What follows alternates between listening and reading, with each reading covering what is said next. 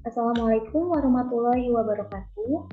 Halo semuanya, kami kelompok 4 dari kelas 4B dari Prodi Sistem Telekomunikasi Universitas Pendidikan Indonesia. Di sini kami akan mempersembahkan sebuah video yang akan menjelaskan bagaimana cara merangkai rangkaian pengendali motor servo dengan microcontroller melalui keypad. Kelompok kami beranggotakan 6 orang yang terdiri dari Anindya Afina Karmelia, lalu ada Fadila Andini, Faizal Rizky, Hikman Nurseha, Putri Nabila, dan Muhammad Nafisa. Video ini akan terdiri dari beberapa sesi atau tahapan. Yang pertama akan menjelaskan mengenai dasar teori yang akan dijelaskan oleh saya, Muhammad Nafisa. Lalu dilanjut dengan tujuan praktikum serta studi kasus yang akan dijelaskan oleh Putri Nabila. Dilanjut dengan penjelasan mengenai flowchart oleh Fadila Andini. Lalu ada alat dan bahan yang akan dijelaskan oleh Anindya. Dilanjut dengan wiring yang akan dilakukan oleh Hikman Nurseha. Dan terakhir ada coding serta simulasi yang akan dilakukan oleh Faizal. Pertama akan ada penjelasan dasar teori. Motor servo adalah komponen elektronika yang dapat mengubah energi listrik menjadi energi gerak atau mekanik. Motor servo atau yang biasa dikenal juga dengan servo motor adalah motor listrik sederhana yang dikendalikan dengan menggunakan bantuan mekanisme servo. Cara kerjanya itu adalah menggunakan sistem closed loop atau sistem di mana sinyal keluarannya memiliki pengaruh langsung terhadap aksi pengendalinya. Sistem closed loop ini dikenal juga sebagai sistem timbal balik yang dimana keluarannya itu akan menjadi lebih bagus karena tujuannya itu sendiri adalah meminimalisir kesalahan serta outputnya itu akan berusaha mendekati dengan tujuan yang akan ditujukan.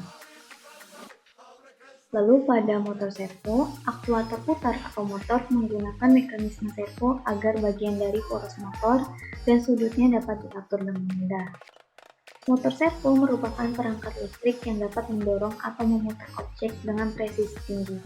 Itu karena motor servo ini menggunakan teknologi closed loop yang akan bekerja dengan baik dengan kepresisian serta ketelitian yang tinggi. Lalu berdasarkan jenis putarannya, motor servo ini dibagi menjadi 3. Ada potential rotation, ada linear rotation, dan continuous rotation. Potential rotation adalah jenis motor servo yang dapat memutar motor servo sebesar 180 derajat baik clockwise ataupun counterclockwise. Lalu linear rotation adalah jenis motor servo yang dapat bergerak secara maju mundur.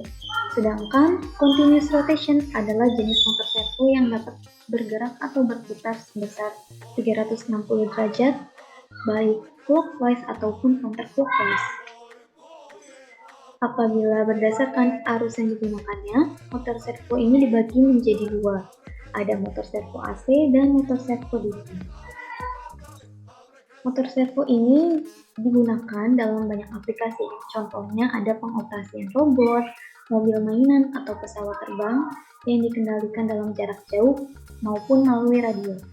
Di samping itu, motor servo juga digunakan dalam kegiatan industri, farmasi, manufaktur inline, robotika, dan layanan makanan. Itulah penjelasan mengenai dasar teori. Lalu selanjutnya akan disampaikan oleh Putri Nabila. Terima kasih. Assalamualaikum warahmatullahi wabarakatuh. Perkenalkan, nama saya Putri Nabila dengan NIM 21069S1. Di sini saya akan menjelaskan tujuan dan studi kasus. Baik, selanjutnya ada tujuan.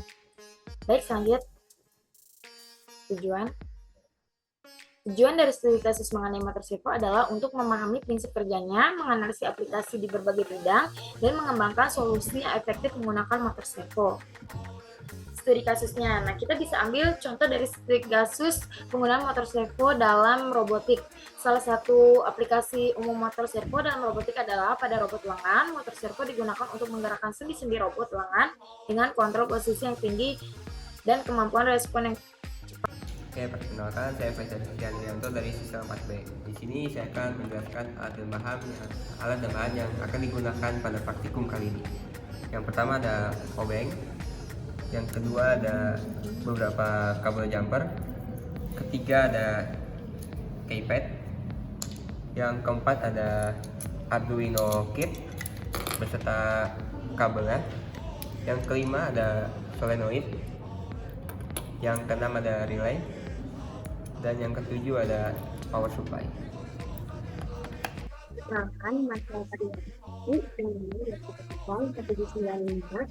Di sini saya akan menjelaskan mengenai flowchart mengenai motor servo dengan microcontroller melalui PCB. Selanjutnya, apa yang kita lakukan yaitu membuat sirkuit baru. Setelah membuat sirkuit baru, kita kemudian memilih komponen sesuai dengan komponen yang dibutuhkan pada alat dan bahan yang telah dijelaskan sebelumnya. Kemudian setelah memilih komponen, dilanjutkan dengan merangkai komponen tersebut menjadi sebuah rangkaian. Setelah selesai merangkai, selanjutnya membuat coding yang nantinya akan dipakai untuk menjalankan simulasi. Nah, setelah coding selesai dibuat atau diperbaiki, langsung saja dimulai run simulation atau memulai simulasi. Nah, di sini yang pertama kita menekan angka 1 pada keypad yang akan menghasilkan output yaitu teleponnya berputar searah jarum jam atau clockwise sebesar 90 derajat. Kemudian jika kondisi tersebut sukses atau berhasil, selanjutnya bisa dilanjutkan ke menekan angka 4 pada keypad yang akan menghasilkan output. Motor servo akan berputar berlawanan arah jarum jam atau counterclockwise sebesar 45 derajat. Nah, jika kedua kondisi tersebut sudah selesai dilakukan, itu tandanya praktikum mengenai motor servo ini telah selesai sukses. Tetapi jika terdapat kondisi-kondisi lainnya antara dua simulasi percobaan di atas, kita harus memperbaiki coding atau rangkaian yang dari jelas dan bagian selanjutnya.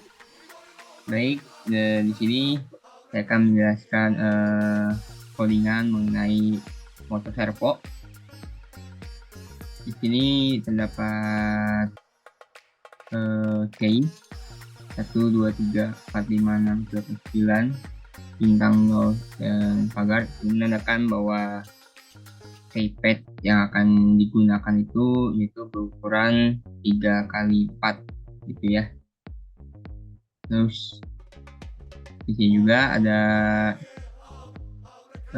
row pin dan call pin, mana row pin ini ada 8, 7, 6, 5. Ini untuk menghubungkan row pin ke keypad bagian row, sedangkan untuk bagian kolomnya 432 untuk menghubung ke keypad, sambungan ke keypad. Dikarenakan kita kelompok 4, kita mendapatkan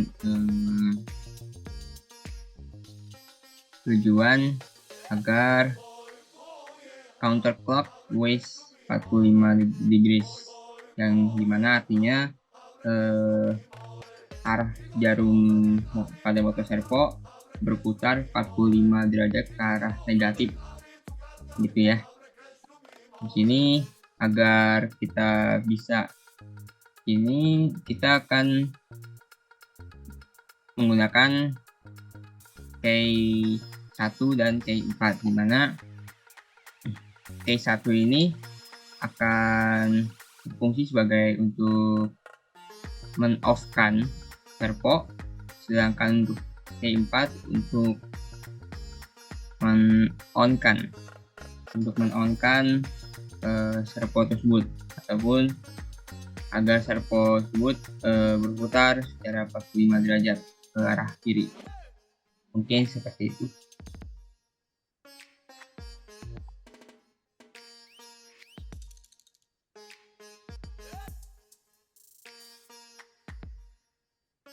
Perkenalkan, nama saya Hikmah Nusaingraini. Kali ini saya akan merangkai komponen untuk motor servo.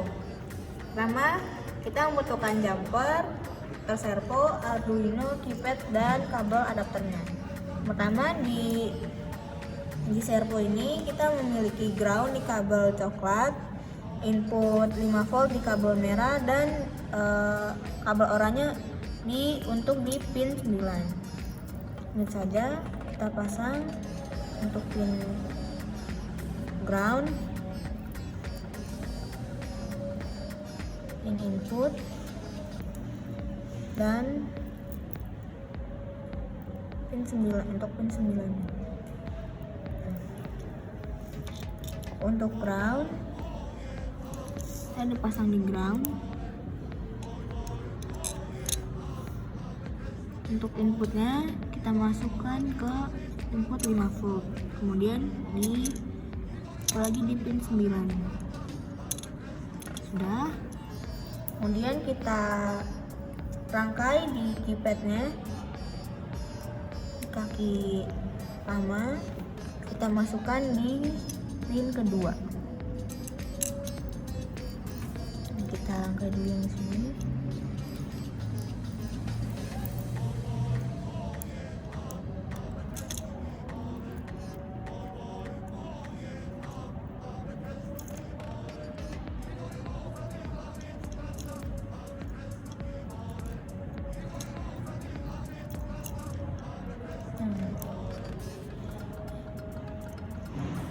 Jumper yang tadi setelah kita masukkan, kita input ke Arduino-nya dimulai dari pin 2 ke pin 8. Karena tadi 2 sudah dimasukkan, kita langsung ke pin 3.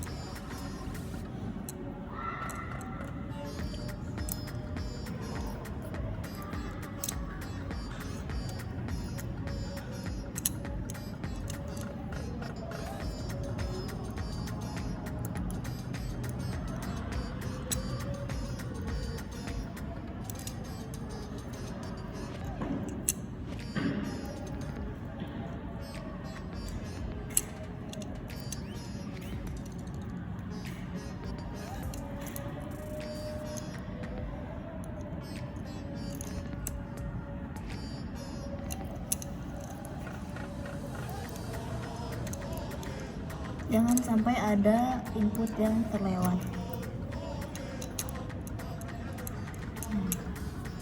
Sudah. Bisa dilihat ini inputnya di kaki 2 sampai dengan 8. Kemudian di Arduino-nya di steppernya kita masuk di Arduino-nya kita masukkan adapternya.